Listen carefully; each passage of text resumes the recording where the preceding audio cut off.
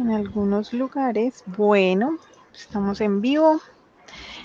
Voy a esperar que cargue en el Facebook la transmisión para compartir el enlace por aquí en algunos grupos. Listo, sí. Voy a poner la transmisión pública y a etiquetarla. Por favor. Listo. Que por ahí invité a algunos. Súper.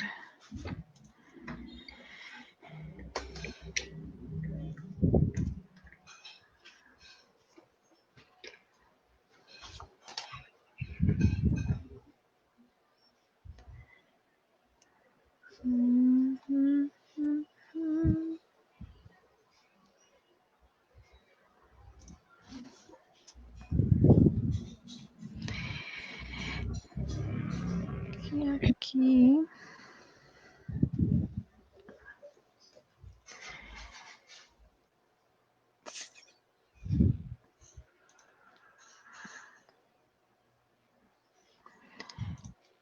Listo, ya la he puesto pública. Entonces vamos a compartirla por aquí en un grupo de estudiantes. ¿Tú la compartes en el grupo de la escuela?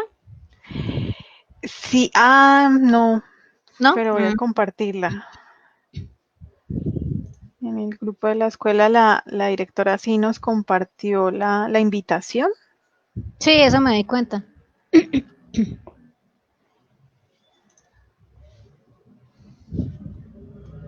Entonces,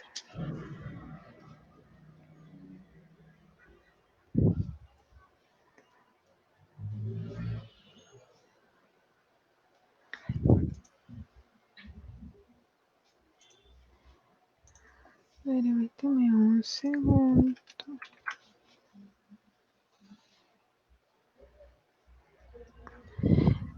Listo. Por aquí.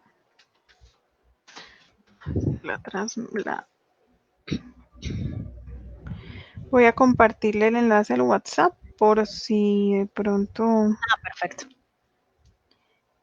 lo necesita. Entonces, aquí está. Estamos a esperar 2 minuticos que se Vale. conecten los compañeros.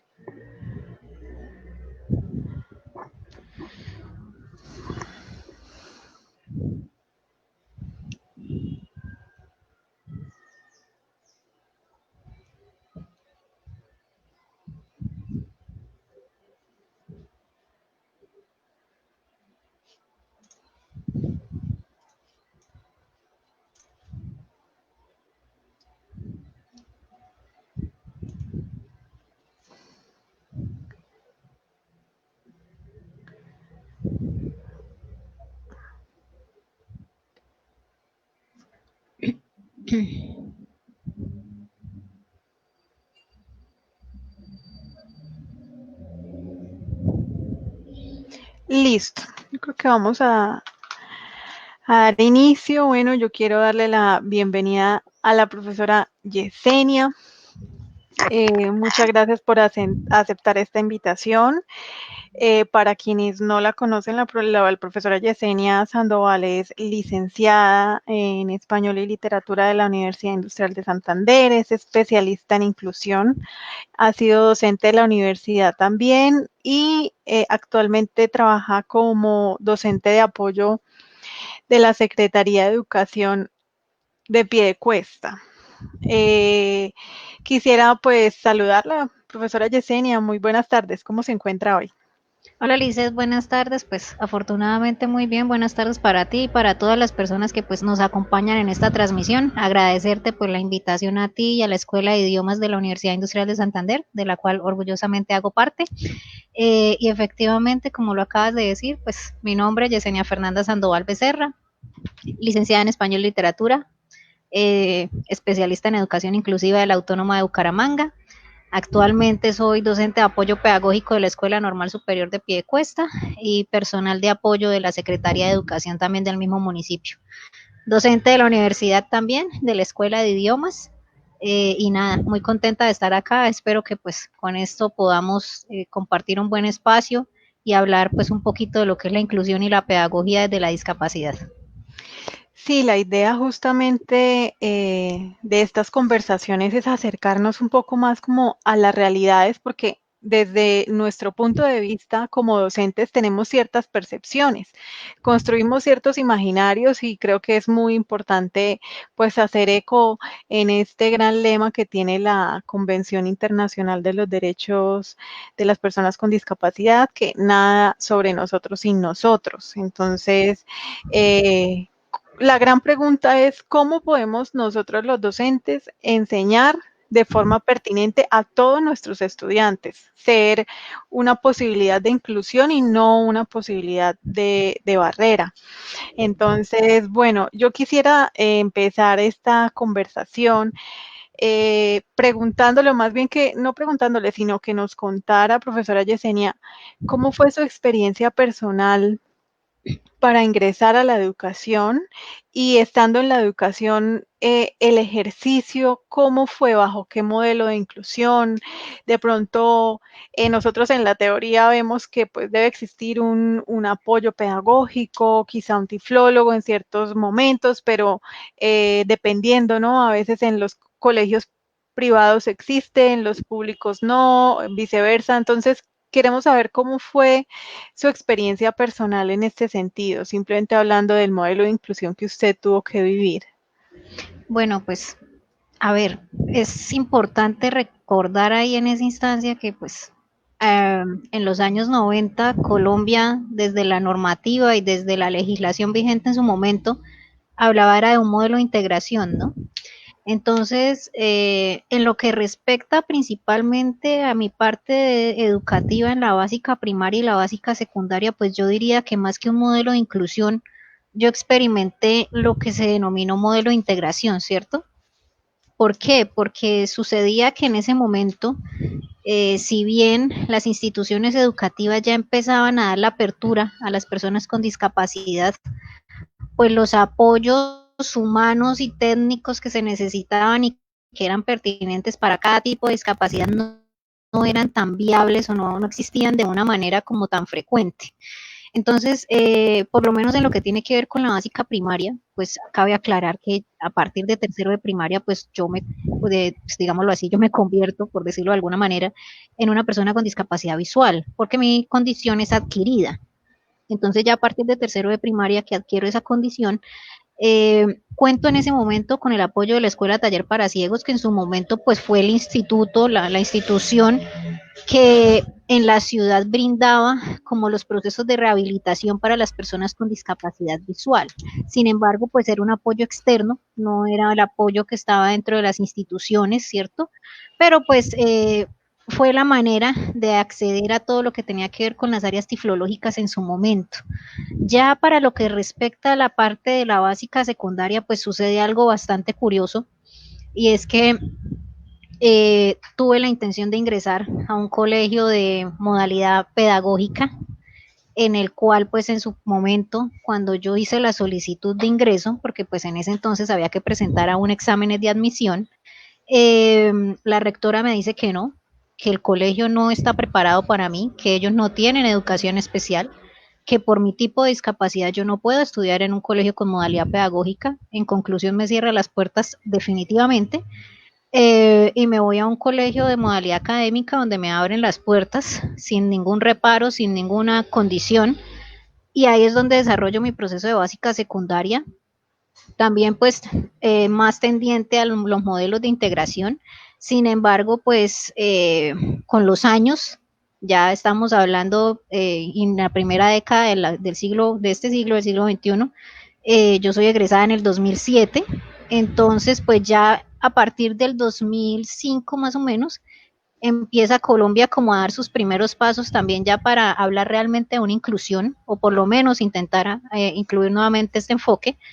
Y pues, si bien no es como en este momento que podemos contar en algunas instituciones con un docente de apoyo, con un aula de apoyo, con los tiflólogos y demás, por lo menos los maestros ya tenían un poco más de apertura a esas situaciones. Sin embargo, pues desde sexto grado que ingresé, los profesores siempre estuvieron muy abiertos y estuvieron muy dispuestos a que más que barreras, pues me generaron muchos apoyos que pues si bien nacían obviamente de su buena actitud y de su disposición pedagógica, era lo que estaba al alcance en ese momento. Entonces, pues a grandes rasgos esa fue como la situación, ¿no? Entiendo. Es decir que básicamente en primaria los apoyos no vinieron de la institución, sino externos. Y entonces yo quisiera profundizar un poco en el tema de los docentes. ¿Qué Ujú. experiencias de pronto por ahí positivas y qué experiencias negativas recuerda o le marcaron en su proceso educativo? Bueno, pues a ver, yo diría que en términos generales, en lo que respecta a la educación básica, pues tuve buenas experiencias con los docentes. Si bien en su momento desconocían muchas cosas en lo que tenía que ver con la inclusión de las personas con discapacidad, pues siempre estuvieron muy dispuestos, ¿no? Obviamente con el miedo propio de la experiencia, con el desconocimiento que genera una situación así, pero pues siempre tuvieron una buena disposición para darme los apoyos que necesitaba. Yo pienso que en términos generales, pues la experiencia fue buena. Sin embargo, pues sí hubo una situación bastante particular y fue con un maestro de artes para quien era muy difícil entender que pues en su área yo no podía desarrollar un trabajo 100% autónomo, sí, que requería pues de la ayuda de alguien, porque pues estamos hablando de un área en el que prima, por ejemplo, las artes plásticas, el dibujo, la pintura y demás, y pues nuestro modelo, nuestro sistema educativo está enfocado a que, por ejemplo, las artes en la básica se dan a partir de un libro, ¿no? Entonces tú tienes que repetir el esquema o el modelo que trae ese libro, pero pues obviamente para una persona con discapacidad visual, en este caso total como es la mía en ese momento, era prácticamente imposible replicar esos modelos idénticamente y de forma autónoma. Entonces para el maestro fue muy difícil comprender eso y pues la verdad fue una experiencia bastante difícil. Eh, Sin embargo, pues dadas las circunstancias, apelando a cuestiones legales y demás, pues esa situación se pudo superar. Pero pues quizá fue tal vez la única experiencia, diría yo, no tan favorecedora en mi proceso, porque pues era bastante ilógico que el profesor pretendiera que yo hiciera el desarrollo de las artes plásticas de esa manera, ¿no? Él me negó todo tipo de apoyo de su parte y adicional a eso, pues quería negarme que, por ejemplo, mis compañeros o mi familia en casa me apoyaran en esas actividades, ¿cierto? Que pues si bien yo las podía desarrollar, indiscutiblemente necesitaba uno de ajustes y dos, pues del acompañamiento de alguien más que me estuviera orientando a ese tipo de ejercicios. Y positivas, Positivas yo creo que muchas, la verdad. sí. Eh, pues, por ejemplo, con los profesores de informática, estamos hablando de que en ese momento pues no existían los software y las herramientas con las que contamos ahora. Sin embargo, ellos buscaban la manera de cómo, por ejemplo, a través de comandos de teclado y demás, pues yo pudiera adquirir todo el conocimiento de la informática en ese momento. Y adicional a eso, pues se buscaban las estrategias para que yo pudiera hacer un uso autónomo del computador, aun cuando no tuviera lectores de pantalla ni nada que se le pareciera. Los profesores de matemáticas también, recuerdo mucho a mi profesor de matemáticas de 10.º grado, que para poderme enseñar todo lo que tenía que ver con las identidades trigonométricas, pues diseñó los triángulos y diseñó en alto relieve todas las gráficas para poderme explicar qué era un seno, un coseno, una tangente. Entonces, pues ese tipo de situaciones y en general yo pienso que pues mis experiencias afortunadamente han sido muy positivas de parte de los maestros. Hablando un poco de eso, la construcción y la aparición de los lectores de pantalla creo que marcó un hito muy importante para las personas con discapacidad visual. Creo que cuando surgieron y se desarrollaron por primera vez, generaba muchas incomodidades. Ha pasado el tiempo y cada vez hay mucha más evolución tecnológica, son mucho más claros, son mucho más masivos. Sin embargo, una pregunta que me hago mucho es, aunque tengamos todo ese tipo de herramientas y software y tiflotecnología, ¿estamos aún con un apoyo significativo de las tecnologías a favor de la inclusión? Bueno, pues a ver, mmm, estamos hablando de que por lo menos los primeros o los inicios de las áreas tiflológicas desde la tecnología pues surgen, pensaría yo, si la memoria no me falla, más o menos a partir del año 2009-2010 se empiezan a dar como esas iniciativas. Sin embargo, pues como tú lo traes a colación, fue una situación bastante compleja, eran software pues que pues obviamente por ser tan incipientes carecían de muchas herramientas, eran terriblemente robóticos, y sin hablar o sin llegar a hablar de su accesibilidad económica, ¿no? Eran inaccesibles para cualquier persona porque eran una cuestión supremamente costosa, entonces pues todas esas cosas lo fueron dificultando. Sin embargo, pues ya con el paso de los años, ¿cierto? Ya pasados más o menos 10 años de su aparición, poco a poco han ido mejorando y en eso tienes toda la razón. Ya son herramientas que, por ejemplo, tienen que, qué sé yo, la autodescripción, son más accesibles a los distintos sistemas operativos. Ya tenemos aplicaciones móviles que de hecho son gratuitas y te permiten a ti acceder a dispositivos como los smartphones. Sin embargo, pues pienso yo que falta bastante y más que en la misma accesibilidad, porque por lo menos en lo que tiene que ver en un país como Colombia, para el año 2014 el Ministerio de las TIC adquiere, genera un programa que se llama Convertic, que es a través del cual el gobierno colombiano adquiere una cierta cantidad de licencias originales para el uso de estos software, bien sea el JAWS, que tiene que estar relacionado con la discapacidad visual total o ceguera, o del Imagic, que es para las personas con baja visión, que es un amplificador de pantalla. Entonces, pues si tú estudias o trabajas, requieres de estos software, el gobierno, mediante una solicitud directa, pues te los facilita. Sin embargo, más que la accesibilidad en este momento en términos de adquirir el recurso, pienso yo que está en el desconocimiento que aún hay de las mismas herramientas. Entonces, ¿qué sucede? Si bien la tecnología se ha hecho parte de la inclusión y todos sabemos que se ha vuelto una herramienta fundamental y más en la situación actual que estamos viviendo, eh, pienso yo que falta, por ejemplo, mucha capacitación, no solo para la persona con discapacidad visual, sino ya hablándolo en términos pedagógicos para el mismo docente. La mayor parte de docentes no saben qué es un JAWS, no saben qué es un Imagic, y son herramientas que realmente podrían facilitar muchísimo los procesos de aprendizaje de los estudiantes con discapacidad visual. Obviamente no hay que perder de vista que pues eso también depende de la iniciativa personal de quien requiere, ¿no? La necesidad pues nos hace buscar, ¿cierto? Sin embargo, pues sí pienso que en la parte de la inclusión aún tenemos una dificultad bastante grande con la tecnología y es eso, la falta de conocimiento, la falta de capacitación, pero pues también debemos tener en cuenta que pues por su misma incipiencia, ¿cierto? Por su misma condición de ser tan incipientes aún en el campo tecnológico, pues se presentan esas situaciones, ¿no? Listo, es muy cierto lo que menciona sobre las tecnologías. Todos estamos en ese tránsito todavía y esperamos pronto salir de ese estado de la tecnología como una novedad y empezar a generar otro tipo de reflexiones desde lo que usted menciona, profesora Yesenia, desde lo pedagógico, que es Sí, lo claro. interesante allí. Porque si hacemos una reflexión ahí, pues veríamos que en este momento realmente estamos acercándonos o la mayor parte del sistema educativo se está acercando por una necesidad inherente, más no porque estuviéramos habituados a las tecnologías dentro del campo educativo. Entonces, en lo que tiene que ver con discapacidad, esa brecha se marca aún más, ¿no? Claro, y ahora, por ejemplo, en otro tipo de asignaturas, porque hablábamos de matemáticas, de artes, y ahora pues este espacio está pensado justamente para la asignatura que hemos acompañado las Ujú. dos, que es Pedagogía para la Inclusión Escolar de la Escuela de Idiomas de la UIS. Estos chicos serán docentes de español de una gran diversidad, de la diversidad del ser humano. Ujú. Eh, ¿Cómo fue su situación particular en esa área, en lengua castellana, en esa asignatura?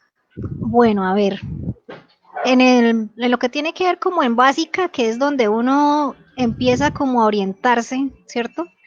Pienso yo que para mí fueron muy relevantes mis profesoras de décimo y undécimo en la parte de lengua castellana. Siempre me habían gustado los idiomas y eso lo tenía claro, cuestión que pues me facilitaba mucho el aprendizaje. Y de hecho, pues, a ver, traigamos a colación que si bien la discapacidad visual, pues obviamente limita la adquisición visual de las informaciones, estimula mucho la parte auditiva. Entonces, para la adquisición de cualquier lengua, nosotros que estamos trabajando en todo lo que tiene que ver con la escuela de idiomas, sabemos que la parte auditiva o la habilidad auditiva termina siendo fundamental en la adquisición de cualquier lengua. Entonces, para mí siempre español e inglés, que es lo que uno, pues es el acercamiento más profundo que tiene en la parte de básica secundaria, siempre fueron dos áreas que me facilitaron mucho. Ya para el caso de 10 y 11 las traigo a colación porque fueron dos maestras que más que enseñarle a uno, qué sé yo, la gramática, la sintaxis, se enfocaban era en todo lo que tenía que ver con la lectura crítica y la producción textual. Entonces, principalmente mi profesora de 11, siempre pues con sus talleres, con sus guías, leímos libros muy buenos en su momento. Por ejemplo, leímos Crimen y Castigo de Fyodor Dostoyevsky, leímos La náusea de Sartre, o sea, fue más una motivación que cualquier otra cosa. Entonces, para el caso particular, digamos, con ellas dos, siempre me brindaban el apoyo. Si no me leían ellas, me grababan las evaluaciones o me grababan los textos de tal manera que pues yo pudiera hacer como ese acercamiento con la parte del área sin necesidad también como de hacer ciertos ajustes en contenidos, ¿no? Que pues a veces ese es el error que cometen los maestros y es que todo tipo de discapacidad o en el caso particular de la discapacidad visual lo asocian con que la persona no puede aprender ciertas cosas, ¿sí?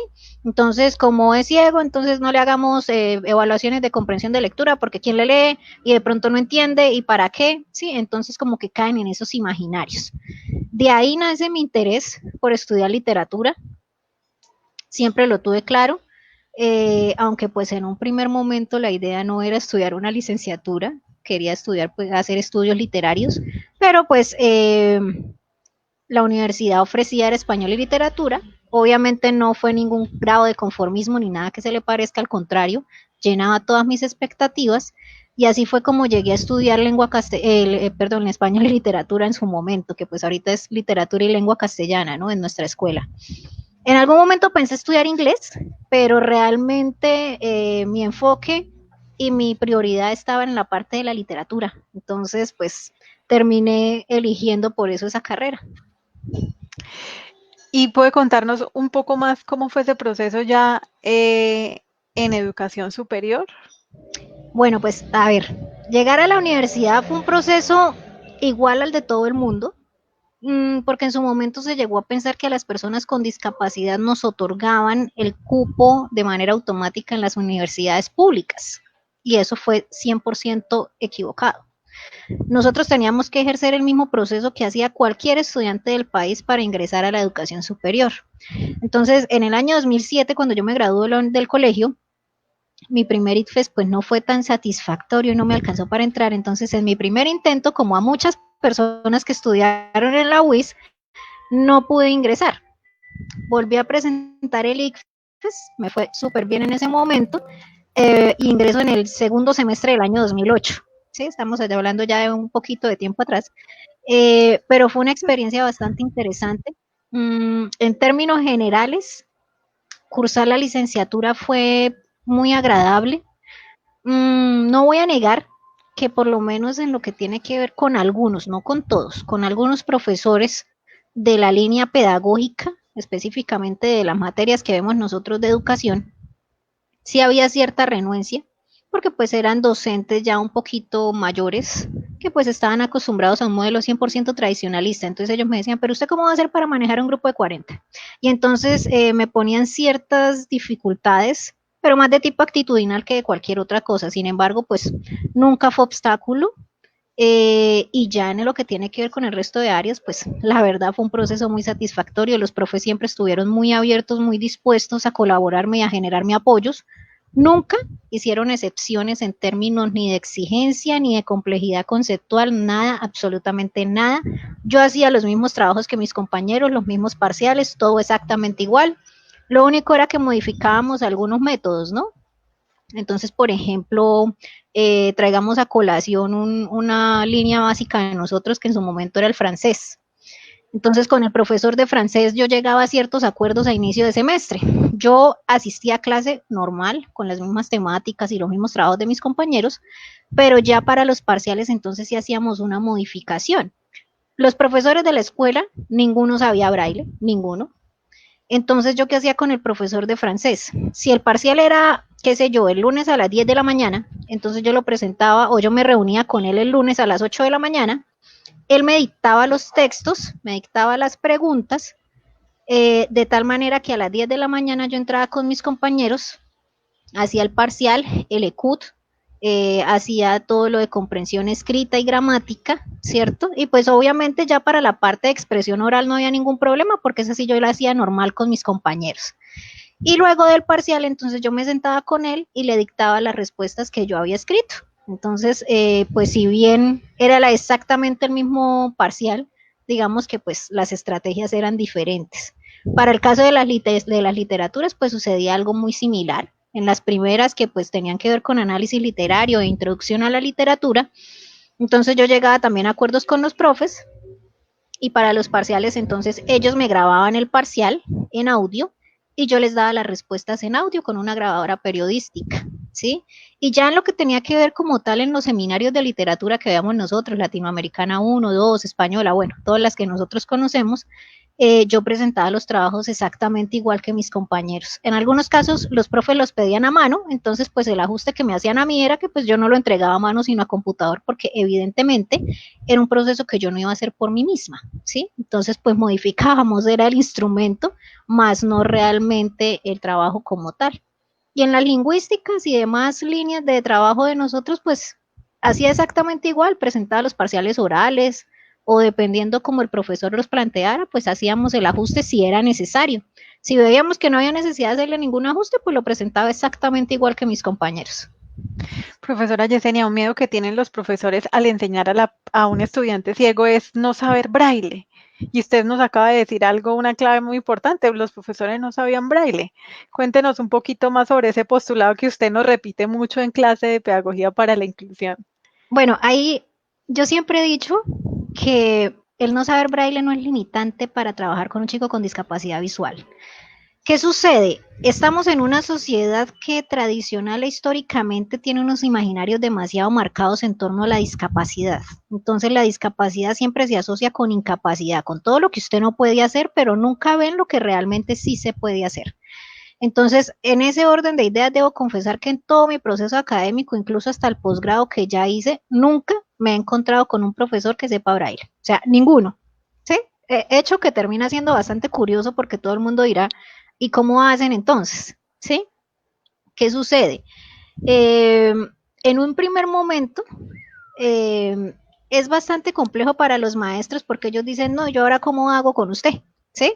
Pero cuando ellos se dan cuenta que los canales comunicativos, que la oralidad está vigente, que no hay una condición, qué sé yo, cognitiva de forma asociada, pues ellos se dan cuenta que la mejor forma de potencializar y de orientar el proceso es a partir de la oralidad, ¿sí? Y pues ahí también depende, siempre he dicho yo, no solo con la discapacidad visual, sino con todo lo que tiene que ver con inclusión a partir del concepto de diversidad. Lo más importante es vencer las barreras actitudinales. Entonces, la disposición y la actitud del maestro son fundamentales en el proceso. Afortunadamente, pues en un 90%, 95%, me he encontrado con maestros que están supremamente dispuestos a validar ese tipo de situaciones, ¿no? Entonces, por ejemplo, cuando se hizo hace 3, 4 años la acreditación de la Escuela de Idiomas, que es de donde surge la necesidad de incluir las áreas o las asignaturas que estamos orientando de inclusión y todo lo que tiene que ver con la parte de educación inclusiva, porque pues cabe anotar que quienes fuimos egresados de la escuela anteriormente no contábamos con esas áreas, ¿no? Entonces, cuando surge esa necesidad y nos convocan para hacer ese diseño o ese replanteamiento de las áreas pedagógicas, la idea inicial era que la materia de discapacidad visual en el aula se llamara sistema braille, como pasa con lengua de señas colombiana, ¿no? Sí. Entonces, en ese momento, me reúno con los profesores del claustro y yo les digo, es que no tiene sentido que se llame braille cuando ustedes y yo somos testigos fehacientes de que no se necesita saber braille para orientar los procesos, ¿sí? Entonces, de ahí surge la propuesta pedagógica de que se llame la discapacidad visual en el aula, porque la discapacidad visual en términos pedagógicos sobrepasa la idea del sistema braille. Que si el maestro lo sabe, por supuesto, es una ayuda grandísima, porque pues eso le va a facilitar, qué sé yo, el ajuste de los materiales, ¿sí? De lo que llamamos materiales impresos de clase. Pero si no lo conoce o no lo sabe escribir, pues eso no es impedimento, porque pues ahorita incluso hablando con todo este cuento de la tecnología y demás, hay muchas herramientas de audio, incluso ya en los celulares podemos grabar, ¿cierto? Con nuestra propia voz, entonces se pueden hacer todos esos ajustes y de ahí que la materia de discapacidad visual en el aula no se centra en el sistema braille. ¿Aprenden braille? Sí, obviamente, porque pues es un elemento y una estrategia fundamental para la inclusión de la discapacidad visual, pero no es la única ni es la indispensable. Entonces, pues pienso yo que esa es una ventaja, ¿no? Porque pues los canales comunicativos están y hay que apelar a ellos precisamente para poder incluir a la persona con discapacidad visual. Listo, profe. Quisiera, bueno, decirle, hacer una pequeña pausa aquí, comentarle a las personas que nos están viendo en este momento que pueden escribir en los comentarios sus preguntas para la profesora Yesenia. Ya pueden empezar a escribir allí y al final, 10 minuticos antes de terminar, vamos a darle la oportunidad a alguno de ellos para que la profesora Yesenia nos socialice un poco las opiniones y también si desean ingresar y participar en el en vivo, me pueden escribir por el interno ahí mismo en Facebook y les comparto la clave, pues la contraseña, no, es un enlace en realidad para que puedan ingresar. ¿Mm? Listo, bueno, quiero que me ha parecido muy interesante, bueno, la conversación porque hemos pasado a una reflexión pedagógica, que es lo importante en este tipo de escenarios. Ahora quisiera que habláramos de algo que pasó en el año 2017 y creo que usted ya más o menos sabrá qué es y es el decreto 1421. Ajá. Resulta que ese decreto nos ha puesto a correr a muchos, sobre todo a las secretarías. Y bueno, yo quisiera primero que nos cuente qué se viene con ese decreto desde su experiencia ahora ya con la implementación de los PIAR y específicamente con los procesos de inclusión de las personas con discapacidad visual. Bueno, normativamente Colombia ha tenido un cambio bastante interesante en lo que tiene que ver con la implementación del enfoque de educación inclusiva, ¿no? En los años 90 hablábamos de integración. Ya a partir del año 2003, más o menos, empezamos a hablar del enfoque de inclusión a partir del concepto de necesidades educativas especiales que se ha ido aboliendo, pues precisamente por los mismos requerimientos educativos, ¿no? Entonces, ¿qué sucede? Si bien se volvió una necesidad entender que las instituciones educativas debían aceptar a las personas con discapacidad, en el año 2009, que era la legislación vigente que teníamos hasta el 2017, aparece el decreto 366, que es donde el enfoque de educación inclusiva empieza a tomar fuerza en Colombia. Estamos hablando de una normativa de hace 11 años, ¿sí? Entonces, con ese decreto empieza a entenderse que las personas con discapacidad dentro de las instituciones no es solo ir a llevarlas allá y el profesor mire a ver qué hace, porque pues la inclusión, como muchas situaciones dentro del sistema educativo colombiano, fue impuesta y al maestro no se le dio la capacitación necesaria en su momento. Y ese es tal vez uno de los argumentos que ellos aún tienen para decir que no aceptan los procesos de inclusión, ¿sí? Entonces, con ese decreto empezamos a hablar de los maestros de apoyo, de las aulas de apoyo, que ojo, no son aulas segregadoras, no quiere decir que en esas aulas tengamos a todos los chicos con discapacidad y les hacemos procesos diferenciados, sino que como su mismo nombre lo dice, pues nuestra función está en apoyar y asesorar a los maestros pedagógicamente. Entonces, desde el año 2009 hasta el año 2017 se empieza a implementar ese enfoque de educación inclusiva. Pensaría yo que aún es un proceso incipiente en algunos casos, pero con esa legislación, pues digamos que dimos unos pasos interesantes hacia lo que hoy conocemos como la inclusión a partir del concepto de diversidad. En el año 2017, luego de haber analizado los 8 años de implementación del 366, se llega a la conclusión de que si bien funcionó, faltaban muchas cosas. Y principalmente, ¿qué era lo que faltaba? Empezar a hablar de que las discapacidades necesariamente requerían de unos ajustes, ¿sí? Entonces, en el 2017, luego de un trabajo de casi de 2 años, con todos los entes involucrados, directivos, docentes, personas con discapacidad y demás, se publica el 1421, el 29 de agosto del 2017 nace ese decreto o se publica ese decreto.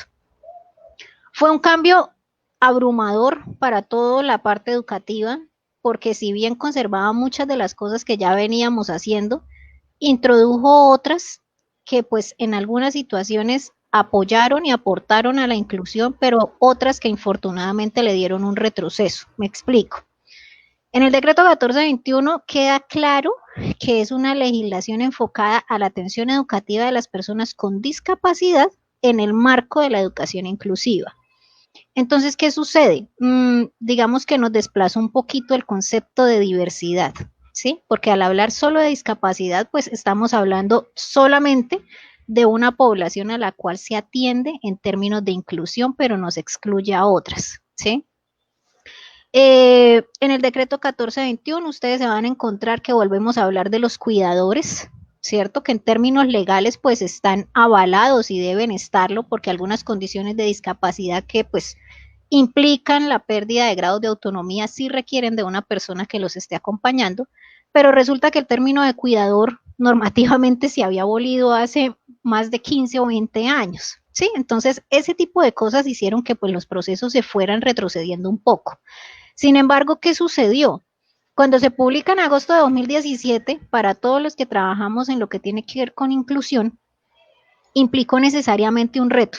¿Por qué? Porque pues obviamente primero teníamos que capacitarnos nosotros para poderle dar el vuelco que sugería el decreto a todo el sistema. Y digo vuelco porque ya no era decirle al maestro, tenga el niño con discapacidad ahí en el aula y apóyelo. Ahora era decirle, usted va a tener estudiantes con discapacidad, necesitamos hacerle ajustes y necesitamos hacerle planeaciones individuales, cosa que iba a ser bastante difícil con los maestros, porque pues infortunadamente en algunos casos nos encontramos con docentes que siguen pensando que más que una oportunidad, los chicos con discapacidad son trabajo adicional y se les vuelven una carga, ¿sí? Entonces, las secretarías de educación empezamos a hacer la capacitación de las personas que pues estamos en la primera línea de lo que tiene que ver con inclusión en las instituciones educativas.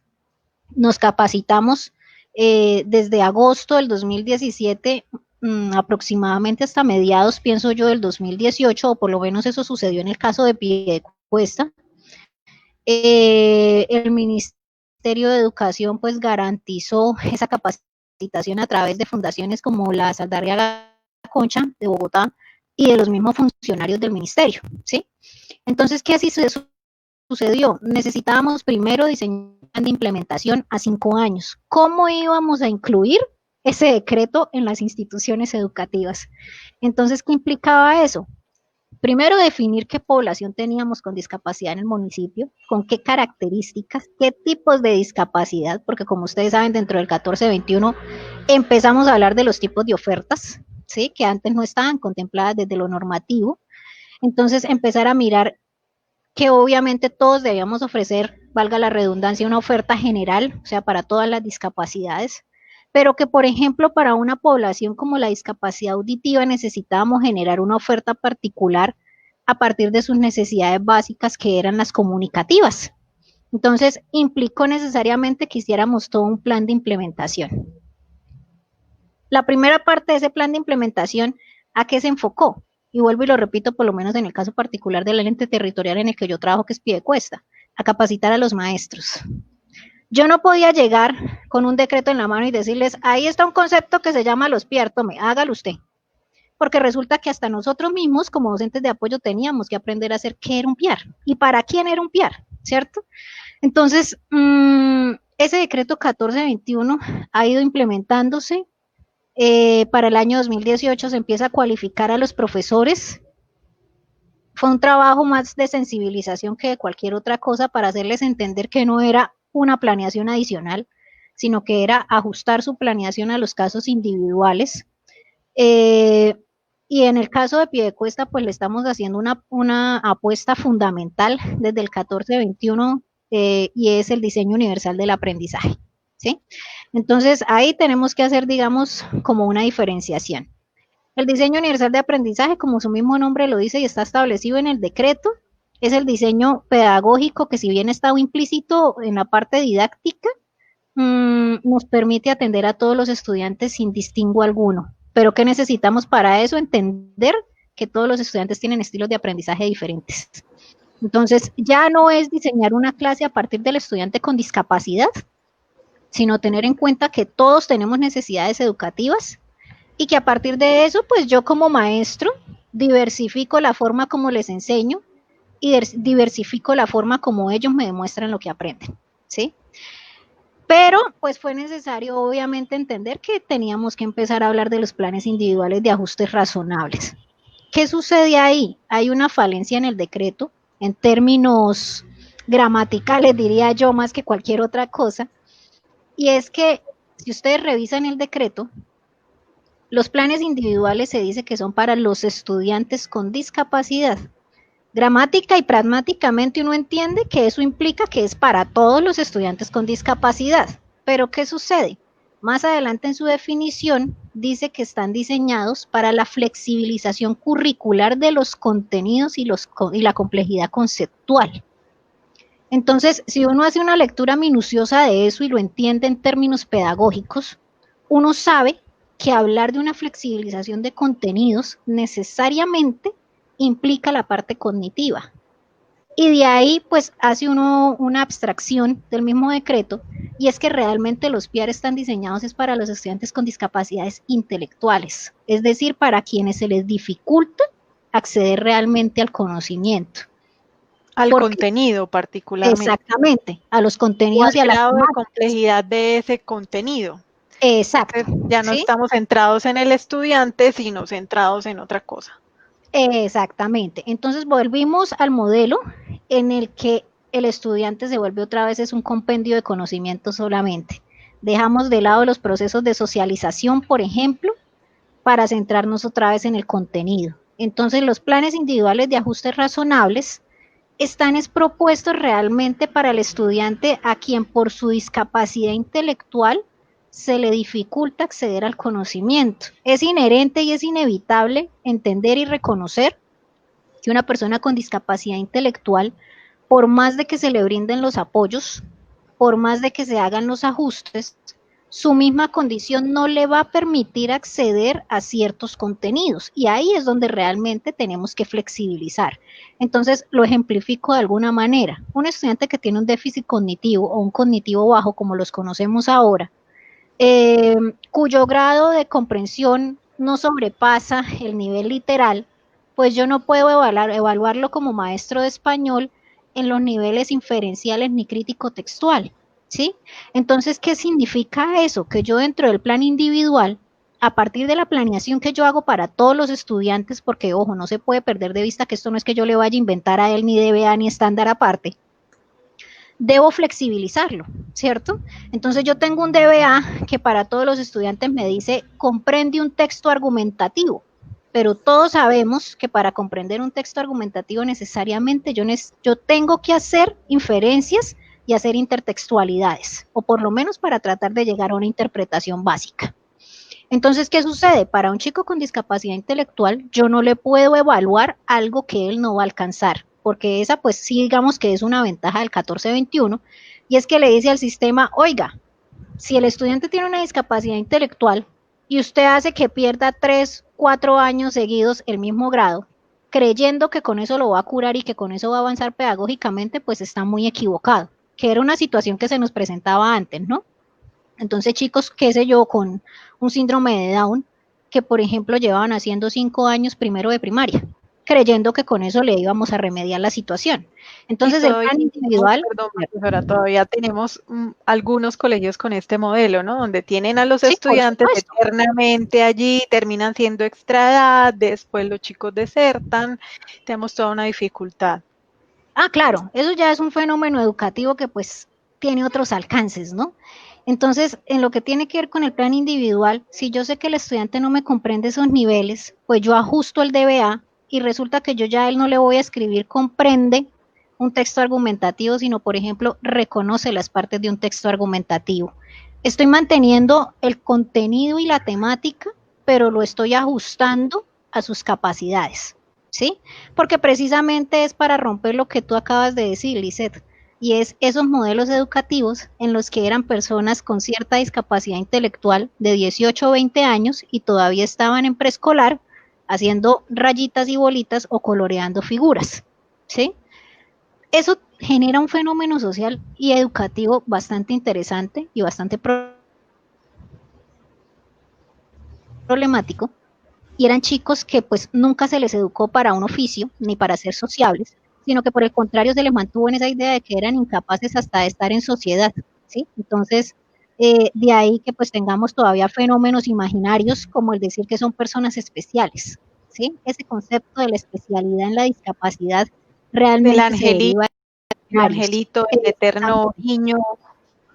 Entonces nos encontramos con papás que llegan a los colegios y le dicen a uno, es que yo tengo un niño especial y necesito que le den cupo. Y uno, claro, papá, cuénteme. Y resulta que el niño tiene 58 años y todavía está en preescolar, ¿sí? Entonces, ese tipo de situaciones son las que han desembocado que el sistema educativo también pues genere otros modelos para esas situaciones, ¿sí? Porque pues obviamente una persona de 30, 40 años no puede estar compartiendo con niños de 6 o 5 años en un preescolar. Y en eso el decreto 1421 es muy claro. La inclusión se debe dar al estudiante con pares de su Con misma edad pares. en un ambiente educativo común, ¿sí? Entonces, de ahí se rompe también el estereotipo de pensar que los chicos con discapacidad tienen que aprender en un aula diferente al resto de estudiantes, ¿sí? Esa sí fue una ganancia, digámoslo así, y también favoreció mucho los procesos de socialización, porque pues obviamente hasta hace algunos años e incluso todavía, por lo menos desde la parte familiar, se ven algunas situaciones en las que el chico, por ejemplo, el chico ciego dice, yo solo puedo hablar con ciegos porque es que yo para qué le hablo a los videntes si ellos no me van a entender, ¿sí? Entonces, hablar de inclusión en términos de que deben estar con pares de su misma edad en un ambiente común de aprendizaje implica necesariamente que se generan los procesos de socialización. O sea, por una necesidad nata del ser humano se tiene que socializar. Y pues en ese orden de ideas la discapacidad pues se ha ido incluyendo aún más en las aulas de clase. Es muy importante hacer ese tipo de comentarios y críticas sobre el PIAR porque pues hemos concluido varias cosas importantes, positivas y también negativas, Sí, ¿cierto? claro. Es decir, el PR tiene todos esos contrastes y es también todo un debate que se generó desde la lectura y entonces el PR era lo que cada secretaría interpretaba y fue, la verdad, en términos pedagógicos del modelo, la difusión del mismo fue compleja y fue muy confuso. Otra cosa que usted menciona, profesora, es el diseño universal de aprendizaje. Se supone que el PIAR es esa herramienta que va posterior a haber llevado ciertos procesos con los estudiantes a partir del diseño universal de aprendizaje, pero encontramos en muchas instituciones que no han pasado de integración a inclusión, menos diseño universal de Exacto. aprendizaje y ya estamos en PIAR. Complejísimo hacer esos saltos tan radicales. Entonces, Bueno, ahí en ese dime. caso, por ejemplo, Colombia tiene un sistema educativo que realmente, pues, si uno lo analiza y se va a profundidad, pues tiene demasiadas cosas que cuestionar, ¿no? En el caso específico de la inclusión, precisamente lo que tú dices, hay muchas instituciones que ni siquiera han salido de la integración y ya les estamos hablando de los planes individuales. Entonces, ahí es de donde nace una de las mayores críticas que se le hace al 1421. El 1421 surge o es publicado, pero no se tiene en cuenta realmente la situación real de las instituciones educativas. Ojo, no estoy diciendo con eso que sea justificable que un maestro le diga a uno es que yo no se lo recibo porque tengo tantos estudiantes. Sin embargo, sí es una situación a tener en cuenta. Nosotros vivimos en aulas de instituciones educativas públicas en las cuales tenemos 48, 50 estudiantes. ¿Sí? Es una realidad que nadie puede negar. Vivimos situaciones de hacinamiento y por tanto en ese orden de ideas empezamos a darnos cuenta que la inclusión también tiene sus límites. Yo no puedo llevar a un aula de 50 estudiantes a un niño cuya discapacidad le impide hasta tener autonomía para hacer sus procesos fisiológicos básicos, ¿sí? Entonces, en ese orden de ideas, el decreto 1421 sí empieza a presentar todas esas falencias y las visualiza aún más de lo que ya se venían materializando en años atrás.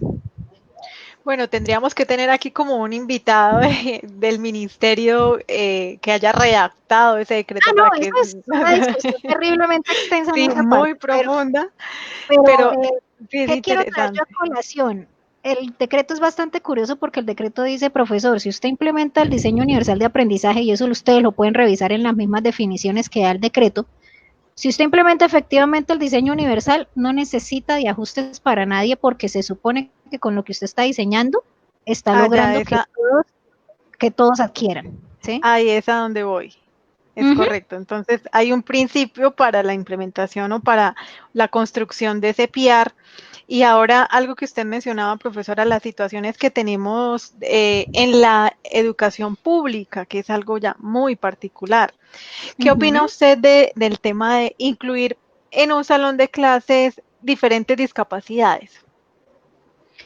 Bueno, pues como todo eso tiene sus pros y sus contras, ¿no? Un pro es que los estudiantes logran entender que a partir de la diversidad se aprende, ¿no? Los estudiantes y los maestros. Es una oportunidad bonita porque pues en muchas ocasiones, por lo menos en el caso particular de los niños, ¿cierto? El niño tiene estereotipos, tiene prejuicios porque los ha aprendido, más no porque estén como tal en su naturaleza. Entonces, para el niño, compartir con un niño de su edad que tiene síndrome de Down no es problema ni lo va a ver como un fenómeno ni como un monstruo. Eso nace de cuando el papá le dice no se junte con él porque de pronto le contagia lo que tiene, ¿sí? Se le pega. Se le pega. Sí, y aún tenemos papás que siguen hablando de eso, o que los papás llegan al colegio y dicen les voy a poner una tutela porque ese niño con discapacidad va a hacer que se retrase el proceso de todos y entonces van a aprender menos, ¿sí? Ujú. Sin embargo, pues no podemos perder de vista que la realidad del sistema educativo público en Colombia es carecer de muchos recursos en muchas situaciones. Entonces, ¿qué nos encontramos? La mayor parte de las instituciones educativas no cuentan por lo menos con un docente de apoyo pedagógico que pueda asesorar los procesos de inclusión. Entonces, adicional al desconocimiento de los maestros, pues no está la persona que les pueda respaldar esos procesos, ¿sí? No podemos perder de vista tampoco que sí, en algunos casos los maestros no han sido capacitados, pero en algunos otros casos tenemos maestros que aun cuando han recibido la capacitación, siempre van a decir que ellos no saben nada porque a ellos nadie nunca les ayuda, Y ¿sí? nunca Entonces, saben nada. no, ellos nunca saben nada, jamás. Entonces, hay casos muy exitosos en los cuales hay chicos con distintas discapacidades dentro de un aula y es una experiencia muy bonita, es muy satisfactoria. Hablo del caso particular porque en Piedecuesta pues hemos tenido esa situación, sin embargo pues es de aclarar que por lo menos sin hacer ningún tipo de alarde administrativo, político ni de cualquier índole, Piedecuesta pues ha tenido un proceso de inclusión bastante interesante desde el año 2003 y es quizás del área metropolitana el que pues medianamente ha ido como avanzando en ese proceso, ¿sí? Tienen una cantidad de docentes de apoyo. Yo me quedé Pues por lo aterrada, menos, más que otros municipios que son mucho más grandes, por sí, ejemplo. claro, sí, o sea, por lo menos si lo vamos a hacer en un paralelo administrativo y de recursos, Piedecuesta actualmente de planta, es decir, nombrados, cuenta con 7 docentes de apoyo, y en este momento pues la Secretaría hizo contrato con 18 profesionales más para que cubran en las instituciones donde no estamos los maestros de apoyo.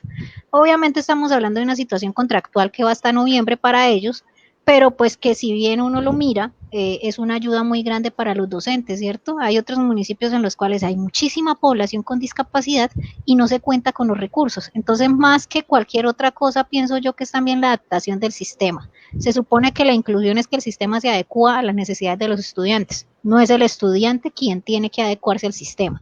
Pero pues infortunadamente por muchas cuestiones, vuelvo y lo repito, administrativas, seguimos viendo esa situación. Complejo cuando ya se sale de las manos cierto accionar y ya pues no depende del docente. Pero lo que Exactamente. sí puede llegar a tener el docente, y voy a este último quizá comentario para ya darle paso a las preguntas de las personas que nos observan, Ok. y es lo que sí puede hacer el docente es, me llega el docente de apoyo, ¿qué hago con él? Porque hay algunas como confusiones, incertidumbres y también enfrentamientos entre el docente del aula, el docente de área y el docente de apoyo que llega allí. Entonces, Pero por yo supuesto. como docente de español, por ejemplo, ¿sí? De lengua castellana, para los chicos que nos observan y que serán futuros docentes de estudiantes con discapacidad visual, me va a llegar un docente de apoyo a la clase. ¿Yo cómo hago para trabajar de la mano con él? ¿O cuáles son las barreras que usted ha notado? Porque ese es su trabajo también. Y que podríamos un poco reflexionar al respecto para que no sigamos propiciando esos escenarios. Bueno, decirle a los chicos que van a ser futuros maestros que se van a encontrar con un sistema educativo que todavía tiene demasiados imaginarios. Entonces, desde las directivas institucionales, ustedes se van a encontrar todavía con personas que dicen, ay, los estudiantes con discapacidad hagan o no hagan, tienen que pasar, cosa que es totalmente equivocada. ¿Sí? Entonces, ¿qué pasa? ¿Quién es un docente de apoyo? Porque muchas personas ni siquiera saben realmente qué es, ¿no? Entonces todo el mundo dice, ah, el docente de apoyo es el que trabaja a los niños con problemas. ¿Sí? O es el que está para que solucione que Juanito y Pedrito se agarraron del pelo.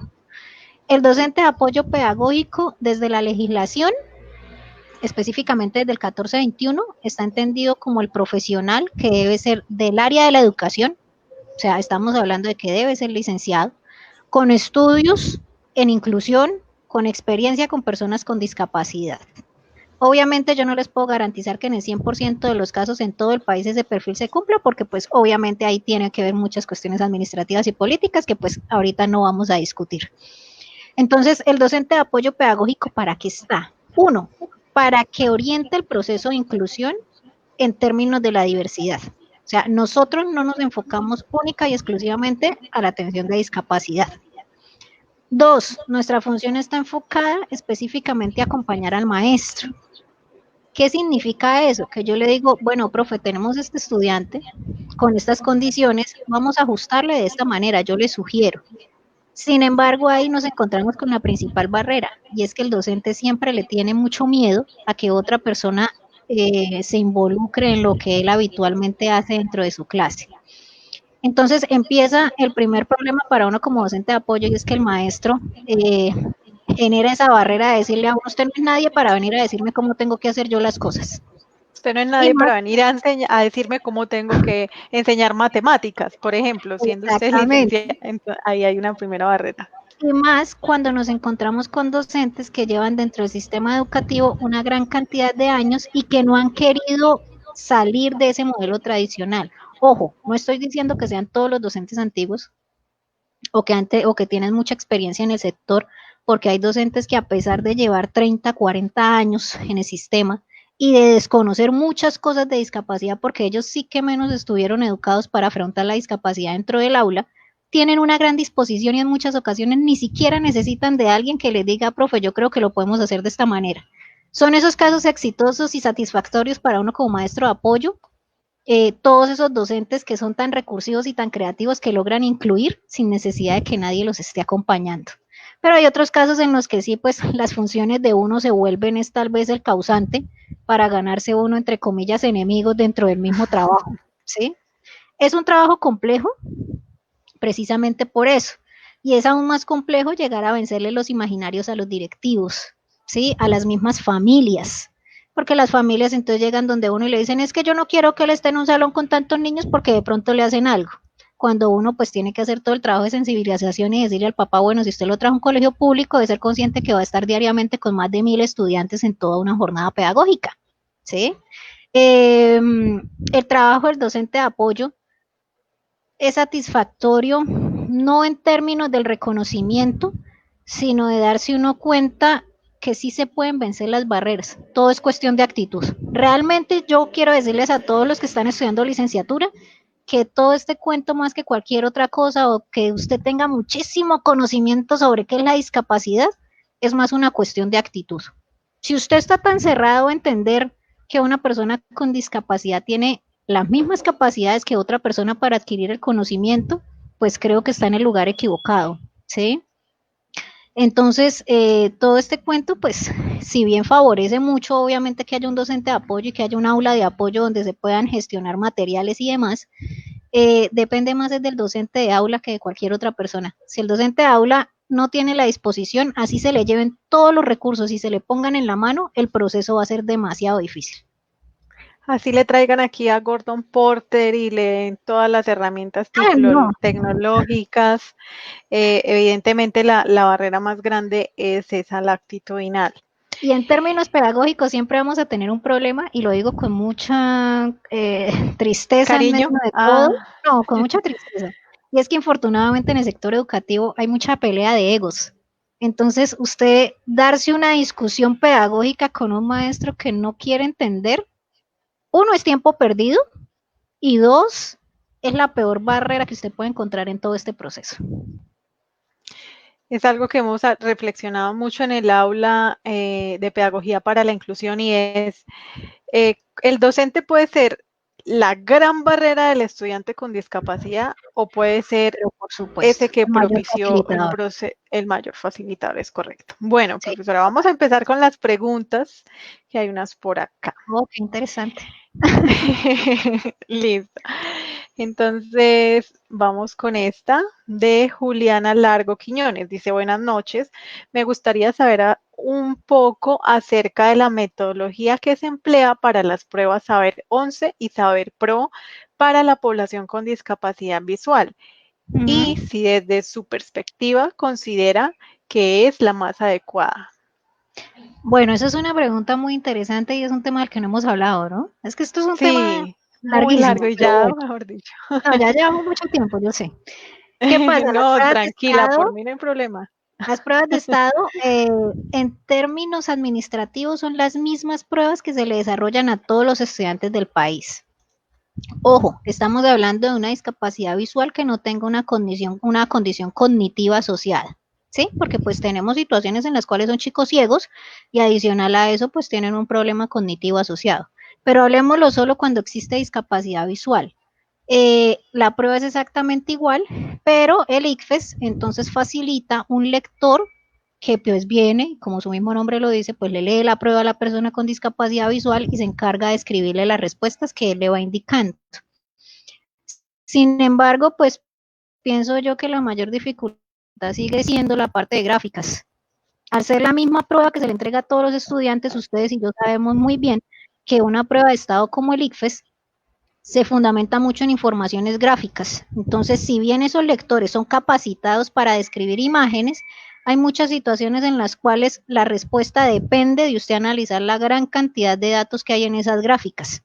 Entonces, pues es una dificultad porque uno requiere de mucho tiempo para que se le pueda describir toda la información a la persona, y dos, pues obviamente eso implica que la persona va a tener un mayor desgaste porque necesita acumular toda esa información para poder dar la respuesta. Entonces pienso yo que la gran dificultad que seguimos teniendo en el sistema es precisamente eso. Pienso yo que un ajuste debería ser que esas preguntas que dependen de las gráficas pues no fueran evaluadas para los estudiantes con discapacidad visual, o que en el mejor de los escenarios se diera un poco más de tiempo. Ahí no estamos diciendo que el estudiante con discapacidad visual no sea No capaz pueda. de responder. Ujú. Exacto. Y sin embargo, pues se requiere de un ajuste. Es Exacto. lógico que mientras el lector está a cierto ritmo, describiendo cosas que una persona que ve toma el texto y puede, por ejemplo, volver a esa palabra clave que significa algo en su lectura, que puede volver y recorrer la gráfica a la vez que observa cada una de las opciones de pregunta. O sea, ahí es donde vemos que hay una situación de desventaja sobre Exacto. una población que no está accediendo de la misma forma que una persona que ve a la información. Entonces, ahí es donde Ejemplifiquémoslo, hablamos de... ejemplifiquémoslo de alguna manera. Por ejemplo, en un caso como, qué sé yo, física o la misma matemática. Muchas de las preguntas, las opciones de respuesta son gráficas. Entonces, mientras usted le escribe a una persona con discapacidad visual 4 gráficas en las que probablemente haya una gran cantidad de datos, y números larguísimos. Y seamos sinceros, ese tipo de situaciones usted requiere de la discriminación visual para poder decir, bueno, esta puede ser, esta no puede ser. ¿Sí? Por Entonces, no es que supuesto. la persona no pueda. Lo que pasa es que el proceso de selección de la información requiere de otros canales y por tanto, pues más tiempo, más situaciones. Listo, bueno, esta reflexión está muy interesante. Bueno, vamos con la siguiente pregunta. Esta la realiza Luis Sandoval, dice, buenas noches, gracias por este espacio. Quisiera preguntar, como futuro docente a punto de graduarme, ¿cómo podría acceder a la información docente si me uno al sector oficial del Ministerio de Educación Nacional? ¿Está contemplada esta formación como parte de la vigencia de los decretos? Bueno, esa respuesta sí, digamos que depende de cada ente territorial. O sea, no todos los municipios tienen esa implementación determinada de la misma manera. Si uno lo habla en términos teóricos, pues tanto el decreto como todas las orientaciones pedagógicas, el documento de orientaciones técnicas, administrativas y pedagógicas del ministerio, todo eso usted lo encuentra disponible en la red. Sí, y eso es de libre descarga y demás. Pero ya si lo enfatizamos a lo que tiene que ver a la cualificación docente, o sea que yo diga, voy a asistir a una capacitación sobre DUA, o voy a asistir a una capacitación sobre orientaciones pedagógicas para cierto tipo de discapacidad, pues eso depende de cada Secretaría de Educación. Y pues tengamos en cuenta que para el caso particular de un departamento como Santander, de los 87 municipios, solo 5 son certificados y por lo tanto pues tienen Secretaría de Educación. El resto dependen, o sea, 82 municipios dependen de la Secretaría de Educación departamental, que pues no en todos los casos llega a generar esos procesos de cualificación. Ahí sí ya se vuelve también es un ejercicio autónomo y pues de actualización personal, ¿no? O sea, de uno tener como la inquietud de querer saber sobre el tema y pues informarse sobre él. Es correcto, bueno. Andrea pregunta que si hay en Bucaramanga o su área metropolitana alguna entidad que proporcione educación de calidad respecto a los temas de inclusión. Creo que ahí ya queda un poco solucionada esta inquietud, pero bueno, lo profundizaremos de pronto en la clase presencial. Bueno, yo diría que pues en términos generales todas las instituciones se supone que deben recibir estudiantes con discapacidad. Ya en términos de calidad, pues eso depende de lo que cada quien también entienda por calidad, porque si hablamos del sector educativo público, pues infortunadamente digo yo, la calidad se hizo una asociación directamente proporcional a la cantidad. Entonces, cuanto más estudiantes atienda usted, mejor es la institución. Ok, Cosa que no quiere decir listo. que sea cierta, ¿no? Ojo. Sí, sí, sí, estamos hablando sobre ese supuesto. Bueno, aquí hay otra pregunta de Paula Manrique. Nos dice, buenas noches, profesora Yesenia. Quiero preguntarle qué tipo de tecnología de asistencia es el que indica y proporciona el MEN para emplear en el aula de clase y bajo su experiencia, ¿cuál de estas considera que funciona adecuadamente? Muchas gracias. Bueno, hay uno que soporta o que brinda al Ministerio de las TIC, ¿cierto? Pero aquí nos preguntan el MEN. Bueno, ¿qué pasa con el MEN? Bueno, para el caso del Ministerio de las TICs, como se los dije hace un rato, entonces tenemos el acceso a los software lectores de pantalla, que pues eso cualquier institución educativa lo puede gestionar y son gratuitos. El caso específico del MEN, el MEN pues tiene alianza tanto con el Instituto Nacional de Ciegos como el Instituto Nacional de Sordos, o sea, el INSI y el INSOR. ¿Qué se hace ahí? Pues ahí también depende mucho de la gestión directiva de la institución. Si usted tiene un estudiante con discapacidad visual, usted puede dirigir una carta directamente al INSI o en el caso de los sordos al INSOR o específicamente al Ministerio de Educación Nacional solicitando materiales que usted requiera, ¿sí? Pero pues digamos que como tal del ministerio usted puede gestionar capacitaciones, pero pues vuelvo y lo repito, eso también depende mucho de cuestiones administrativas y directivas ya propias de cada institución, porque pues hay rectores que sí, digámoslo popularmente, se ponen la camiseta con el tema, como hay otros para quienes esta situación se les vuelve simplemente en tener muchos estudiantes con discapacidad, porque resulta que financieramente por cada estudiante con discapacidad que esté reportado en el CIMAT, llega un 20% adicional de recursos económicos. Entonces, pues tenemos también esa situación. Eso nos llevaría a otra pregunta que hace André Gómez. Dice, ¿existen parámetros que limiten el ingreso de estudiantes con discapacidad en una institución educativa pública? Bueno, parámetros como tal, solo tenemos la resolución 2565 del 2003, si no me falla la memoria, 2003-2002. ¿Qué sucede? En esa resolución se estipula el porcentaje de estudiantes con discapacidad que pueden estar dentro de cada aula de clase, ¿sí? Obviamente, pues no se puede perder de vista que el número de estudiantes con discapacidad dentro de un aula no puede sobrepasar el número de estudiantes que no presentan discapacidad. ¿Eso qué quiere decir? Si usted de una institución educativa tiene 800 estudiantes y resulta que de los 800 estudiantes usted tiene, qué sé yo, 500 con discapacidad, pues ya no estaríamos hablando de un modelo de inclusión, sino de un modelo de educación especial, porque pues obviamente nos estamos enfocando en la discapacidad y no en la inclusión, ¿sí? Entonces ahí ya tendríamos un paralelo. Sin embargo, pues encontrar una situación así creo yo que es muy difícil. Pero un número determinado de estudiantes con discapacidad no existe en términos normativos, sino que pues eso depende de las condiciones de cada institución educativa. Obviamente con esa resolución pues se dice que por lo menos en el caso de discapacidad intelectual, por poner un ejemplo, la población dentro de un aula de clase no puede superar el 10% del total de la población. ¿Eso qué quiere decir? Si usted tiene 40 estudiantes, lo máximo que puede tener dentro del aula con discapacidades intelectuales son 4 estudiantes. O sea, ese es como el único parámetro que existe. Pero usted llegar y decirle a una institución, usted solo puede recibir 100 estudiantes con discapacidad, no, eso no existe porque pues estamos hablando de la garantía del derecho a la educación, que pues es inviolable para cualquier persona. En ese caso, la institución lo que podría hacer es dividir los estudiantes en los diferentes grupos Exacto. que tienen. Listo, entonces vamos a la última pregunta. Dice, buenas noches, un cordial saludo y agradecimiento a la profesora Yesenia por sus aportes. Tengo una pregunta. ¿Hasta qué punto se debe o puede flexibilizar los DBA? ¿Hay algunos estándares para medirlos dependiendo de la discapacidad cognitiva o física del estudiante?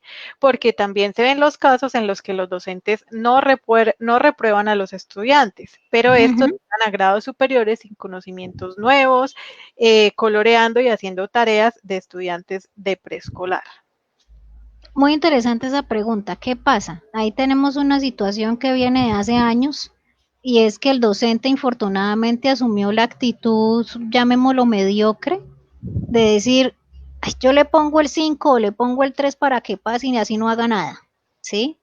Entonces, ¿qué sucede? Y ahí tenemos un rezago, digámoslo así, demasiado infortunado y es precisamente que el docente entonces, que no haga nada y que pase los años ahí, aprenda o no aprenda. Un DBA no es que tenga un límite para flexibilizarse. El DBA se flexibiliza a las condiciones del estudiante, ¿sí? Entonces, aquí es fundamental que ustedes entiendan, y me imagino que lo han trabajado ya en la materia, y si no, pues lo van a ver más adelante, y es que usted puede tener dos estudiantes que tienen síndrome de Down, pero resulta que el hecho de que tengan la misma condición no quiere decir que los procesos sean iguales. Entonces puede que uno de los dos tenga un mejor proceso de lectoescritura que el otro, ¿sí? Entonces no quiere decir que yo le vaya a decir a usted entre a tal lado y encuentra todos los estándares flexibilizados. Eso no se puede hacer porque precisamente yo flexibilizo en relación a lo que yo sé que el estudiante alcanza o no alcanza, ¿sí? Entonces, pues no, ese es otro imaginario que existe y es que la gente le dice a uno, ¿y cuáles son los estándares de inclusión? No, inclusión no tiene estándares ni EBAs porque no es un área, empezando por ahí, no es un programa, y ese es otro imaginario que quiero que se rompa también. La inclusión no es un programa dentro de las instituciones, entonces quítense ese cuentico de que ustedes van a llegar a las instituciones y los niños de Eso inclusión es no muy existen. excluyente. Empezando es muy excluyente y es la cosa más errónea que ustedes pueden decir como maestros, porque en ese orden de ideas, tanto maestros como estudiantes somos de inclusión.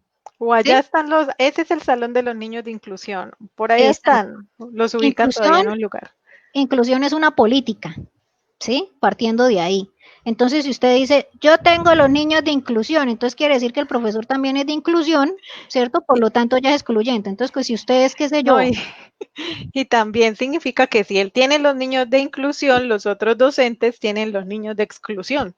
exactamente, ¿sí? Entonces, hablar de inclusión, ¿qué significa?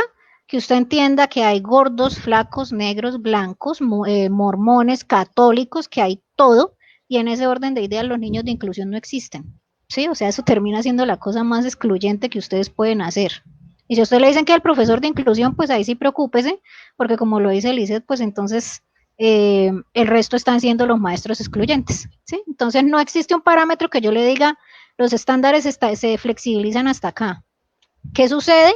Que pues obviamente ustedes deben entender que en un caso como la discapacidad intelectual, sucederán algunas situaciones en las cuales la misma condición de la persona, por ejemplo, presenta que no tiene memoria a largo plazo, y es que de verdad no la tiene, ni siquiera a mediano plazo. Entonces lo que usted le enseña ahorita, en 10 minutos se le olvidó, ¿sí?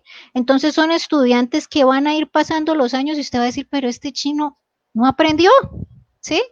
Ojo, en ese tipo de casos la parte cognitiva pasa a un segundo plano. Hablamos ya de procesos de socialización y de independencia. Con que el estudiante así llegue, qué sé yo, a 10º grado y resulta que solo sabe hacer frases sencillas o solo sabe escribir su nombre, pues hombre, profesor. Ahí es donde surge la necesidad de que usted como maestro ajuste y entienda que si él puede que, por ejemplo, no sepa escribir, usted lo puede evaluar de forma oral, ¿sí? Entonces, ustedes se van a encontrar con ese tipo de situaciones y es precisamente porque la misma condición de la persona no permite llegar más allá, aun cuando se le hayan dado los ajustes. Y encontramos esas docentes que entonces en ese caso que usted ejemplifica, le exigen a ese estudiante pues que en 10º maneje todos los géneros literarios, los géneros textuales y bueno, es complejo. Bueno, profesora Yesenia, hemos terminado nuestra sesión del día de hoy. Una última recomendación para los futuros licenciados de nuestra escuela de idiomas. Bueno, primero que todo agradecerle su participación.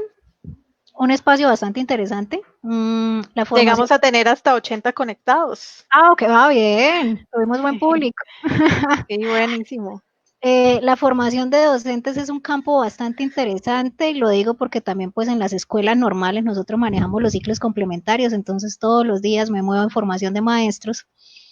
Ustedes como futuros licenciados, hacerles una invitación muy respetuosa obviamente, hacer más que un compendio de conocimientos, que obviamente eso es importante porque uno debe tener dominio del área, ¿cierto? Que aprendan a ser seres humanos y que aprendan a ser docentes de calidad humana, ¿sí? Aquí realmente la formación de docentes y ustedes como futuros maestros deben entenderlo. A mí no me sirve de nada saberme de memoria que un síndrome de Down es una mutación genética en el cromosoma 21, cuando yo voy a llegar a un aula de clase a decir, ese es el niño especial, ese es el niño fenómeno, eso dejémoslo allá en un rincón, ¿sí? Aquí el punto no es la gran cantidad de conocimientos, aquí el punto es invitarlos a que asuman su ejercicio docente como un ejercicio reflexivo, como un ejercicio de crecimiento personal, de crecimiento humano, y que entiendan que ustedes van a trabajar es con personas, ni con vacas, ni con máquinas, ni con animales, ni nada. Y aún así, los animales también necesitan y merecen el respeto de su especie. Ustedes van a trabajar con personas cambiantes, diversas, entonces ustedes no pueden pretender que todos aprendan de la misma manera ni al mismo ritmo, ¿cierto? Y de ahí pues nace la idea del maestro que va a tener que comprender que así como él no se las sabe todas, ¿cierto? Porque pues la peor o el peor error de los maestros es la soberbia intelectual, ¿cierto? Entonces yo soy todo omnipotente, yo me las sé todas y el estudiante a mí no me va a enseñar nada. Es invitarlos a eso, a que sean profesores con calidad humana, que entiendan que pueden aprender de sus estudiantes y que entiendan que más que ver la dificultad es ver lo que el estudiante sí puede hacer, ¿sí? Entonces, no es el niño Down ni el niño autista, es Juan o Pedro, porque esa es otra situación que nos encontramos todavía en el aula. Entonces uno llega y le dice al maestro, profe, necesito trabajar con Juan. ¿Y quién es Juan? ¿El Down? ¿Sí? Entonces, invitarlos de verdad a que hagan de su ejercicio profesional como maestros. Es una carrera muy bonita, de eso sí se los puedo asegurar, con sus dificultades, por supuesto. No todo es maravilloso, y menos en un sector como el público en Colombia. Pero invitarlos a eso, a que tengan calidad humana, a que sean comprensivos de la diversidad y a que asuman una actitud crítica en ese ejercicio docente, a través de la cual pues ustedes comprendan que si bien puede haber una dificultad física, sensorial, cognitiva, esa persona no es la condición. Es persona y punto, y a partir de ser persona pues tiene unos derechos y tiene unas habilidades que yo como maestro estoy en la obligación de potencializarle.